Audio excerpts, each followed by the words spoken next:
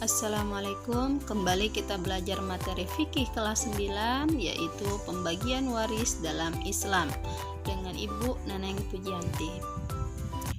Yang pertama, pengertian waris. Pengertian waris adalah orang yang berhak menerima harta pusaka dari orang yang telah meninggal dunia. Ilmu mawaris adalah ilmu yang membahas tata cara pembagian harta waris yang biasa disebut juga dengan ilmu faraid. Ketentuan waris. Dasar hukum mawaris adalah Al-Quran Surat An-Nisa ayat 7, ayat 11, ayat 12, dan ayat 176. Pada ayat ini dijelaskan bagian-bagian dari orang yang mendapatkan mawaris. Kewajiban ahli waris terhadap harta waris adalah membayarkan zakatnya, membayar biaya pengurusan jenazah, membayar pelunasan hutang jika ada, pelaksanaan wasiat maksimal sepertiga dari hartanya, dan yang terakhir baru pembagian waris. Rukun mawaris ada 3. Yang pertama adalah muwaris atau orang yang mewariskan harta yang meninggal dunia. Yang kedua, waris atau ahli waris, yaitu orang yang akan menerima warisan tersebut. Dan yang ketiga, miras atau maurus, yaitu harta yang diwariskan. Sebab-sebab menerima waris. Yang pertama adalah hubungan keturunan atau nasab. Dia adalah contohnya ayah, ibu, atau anak cucu dari orang yang meninggal. Yang kedua, hubungan perkawinan, yaitu suami atau istri orang yang meninggal. Yang ketiga, hubungan memerdekakan budak, namun ini di Indonesia tidak ada. Dan yang keempat, hubungan seagama, jika tidak ada hubungan yang lainnya. Sebab-sebab tidak mendapatkan waris. Yang pertama, karena dia membunuh pewaris, berharap ingin segera mendapat warisan, maka dia justru tidak boleh mendapatkan waris. Yang kedua, karena ada perbedaan agama. Yang ketiga, karena murtad atau keluar dari Islam. Yang keempat, karena perbudakan atau merupakan budak. Dan yang kelima, karena meninggal dunia bersamaan atau lebih dulu dari orang yang meninggal tersebut. Golongan ahli waris.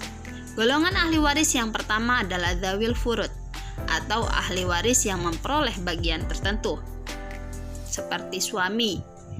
Jika yang meninggal tidak ada anak atau cucu, maka suami memperoleh 1/2 bagian.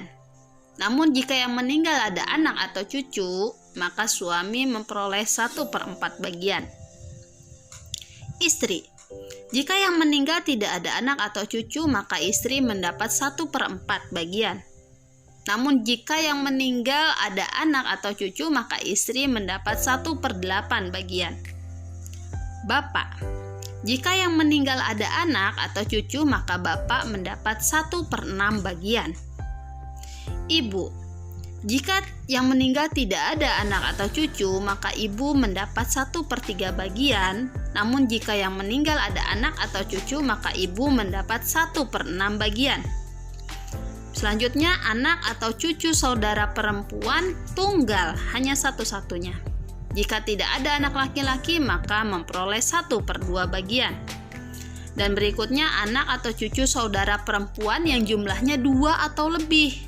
Jika tidak ada anak laki-laki, maka bagiannya adalah 2/3 bagian. Golongan ahli waris yang kedua yaitu asobah, yaitu golongan ahli waris yang mendapatkan sisa harta dan bisa menghabiskan harta. Dibagi menjadi 3. Yang pertama, asobah binafsih, yaitu asobah yang secara otomatis jika dia ada maka dia berhak untuk menghabiskan harta setelah dibagi kepada dzawil wurud. Contohnya adalah anak laki-laki, cucu laki-laki, bapak, kakek, atau saudara laki-laki. Yang kedua, asobah bigoirihi, yaitu asobah yang menerima sisa harta dibawa oleh yang lain. Contohnya anak perempuan. Anak perempuan bisa menjadi asobah jika ada anak laki-laki. Cucu perempuan jika ada cucu laki-laki. Saudara perempuan jika ada saudara laki-laki. Dengan perbandingan asobah, perempuan 1 bagian dan asobah laki-laki 2 bagian. Hal inilah yang sering menjadi perdebatan dalam istilah mawaris. Mengapa perempuan hanya mendapat 1 bagian, sedangkan anak laki-laki atau asobah laki-laki mendapat 2 bagian. Seakan-akan di sini Allah tidak adil. Padahal di balik itu semua, sungguh Allah Maha Adil. Dengan adanya perbandingan 1 untuk perempuan dan 2 untuk laki-laki, karena laki-laki adalah calon pemberi nafkah kepada keluarganya, calon menjadi imam untuk keluarganya, banyak yang harus ia tanggung dibandingkan anak perempuan. Sehingga sudah sepantasnya anak laki-laki mendapat bagian lebih banyak dibandingkan anak perempuan. Asobah yang ketiga adalah asobah ma'al-ghairihi, menjadi asobah bersama dawil furud. Contohnya anak perempuan tunggal bersama cucu perempuan, saudara perempuan kandung bersama saudara perempuan kandung seayah. Golongan ahli waris yang ketiga setelah dawil furud dan asobah yaitu mahjub atau golongan yang terhijab atau terhalang, yaitu seorang ahli waris yang memiliki syarat menerima warisan namun menjadi berkurang bagiannya atau yang disebut hijab nukson, atau menjadi justru tidak mendapat sama sekali warisan atau yang disebut hijab hirman karena terhalang oleh kerabat yang hubungannya lebih dekat. Contoh, istri yang mendapat 1/4 bagian jika tidak ada anak dari orang yang meninggal, namun jika orang yang meninggal memiliki anak, maka istri mendapat 1/8 bagian. Ini contoh dari hijab nukson. Dan contoh berikutnya, cucu yang sama sekali tidak akan mendapat warisan jika yang meninggal memiliki anak, maka cucu terhijab oleh adanya anak.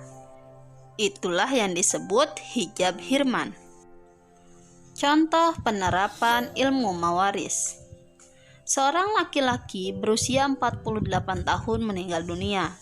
Beliau meninggalkan bapak, ibu, istri, 2 anak laki-laki, 1 anak perempuan, dan 1 cucu laki-laki dari anak laki-laki. Jika yang meninggal meninggalkan harta 480 juta, setelah dibayarkan pengurusan jenazah dan hutangnya, hitunglah bagian masing-masing pewaris. Baiklah, hitung terlebih dahulu bagian dawil furud atau ahli waris yang memiliki bagian tertentu, yaitu ayah atau bapak. Nilainya 1/6 bagian karena ada anak di sini, dikali 480 juta, nilainya adalah 80 juta. Yang kedua, ibu dari orang yang meninggal. Karena ada anak, maka bagiannya 1/6 dikali 480 juta, hasilnya sama dengan ayah 80 juta. Berikutnya istri. Karena ada anak dari yang meninggal, maka bagiannya 1/8 dikali 480 juta, maka hasilnya 60 juta. Setelah dihitung dawil furud, kita hitung berapakah sisa harta asobah.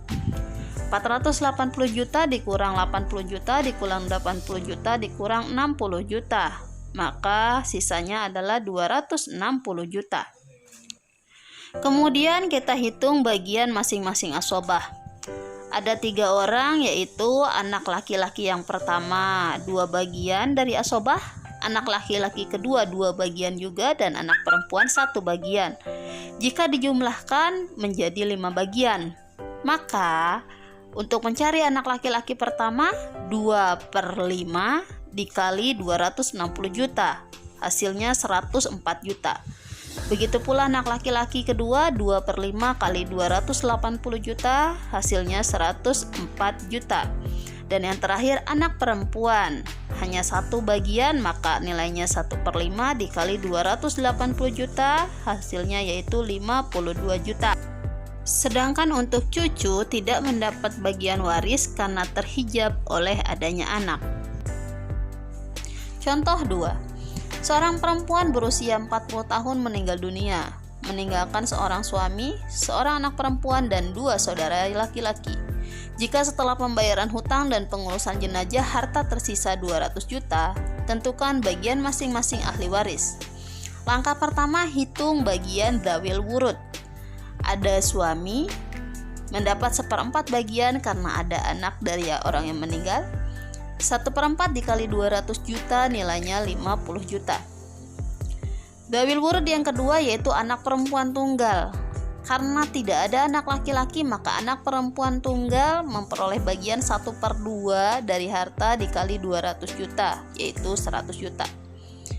Kemudian hitung harta asobah atau sisanya 200 juta dikurang 50 juta dikurang 100 juta, maka sisanya tinggal 50 juta. Itulah yang dibagikan kepada asobah, yaitu saudara laki-laki dari orang yang meninggal. Untuk harta asobah, karena saudara laki-laki dua-duanya, maka masing-masing 2 bagian. Jika dijumlahkan menjadi 4 bagian, maka saudara laki-laki 1 2/4 kali 50 juta 25 juta, dan saudara laki-laki 2 2/4 kali 50 juta, maka hasilnya 25 juta juga. Demikianlah materi mawaris, semoga bermanfaat. Wassalamualaikum warahmatullahi wabarakatuh.